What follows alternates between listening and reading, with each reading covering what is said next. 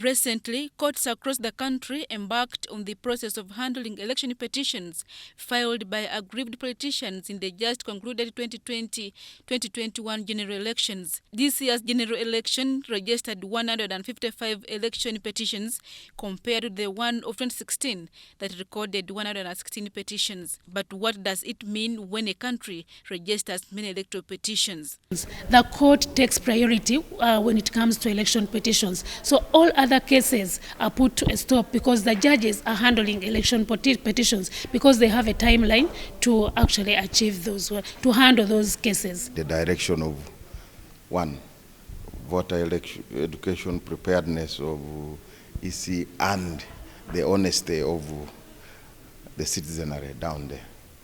Somebody knows very well for sure he doesn't have A-level.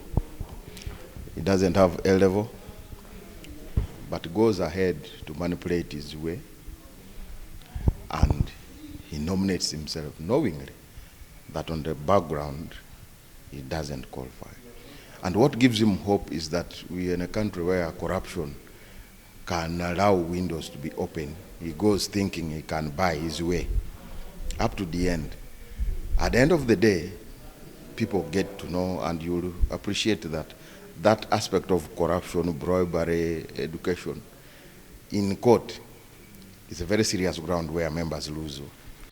During the evaluation of the 2020-2021 general elections by different stakeholders for Kampala region, inadequate civic and voter education were pointed out as one of the factors responsible for many electoral petitions. Of course, it affects decision making.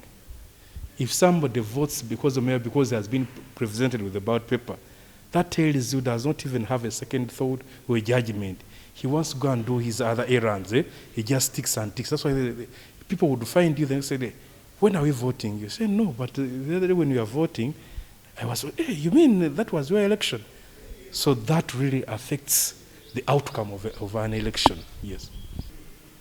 We said that with the civic education, chances of having even those cases would reduce if government would focus, or Electoral Commission would focus on aspects of civic education, because it borders into people not understanding what they are indulging in. Stakeholders have advised the Electoral Commission to continuously engage with the stakeholders, being the electorates and the candidates. Election is a process, not an event. After the elections, there are electoral officers in every district, in every sub-county. There are parish officers, even up to the parish supervisors. I want to appreciate the AC for that initiative, but they should be given a job to do. What is the district returning officer doing after elections? What is his routine job? What is his routine duty? I wake up, I go to work, I go. What do they do? So they should carry on with that process. And we were asking that there should be joint work between the Uganda Human Rights Commission, which is mandated to do the job of civic awareness or civic education. And if they can't do it, then Electoral Commission should spearhead that process so that we do it. There should be civic voter education, even with political party leaders. However, the Electoral Commission pushed the blame of lack of enough voter education in the last concluded general elections to COVID-19 pandemic that restricted physical interaction. But it was a change of strategy from the usual calling people in groups and talk to them maybe in a field to the current social media through WhatsApp, through electronic TV and radio mostly.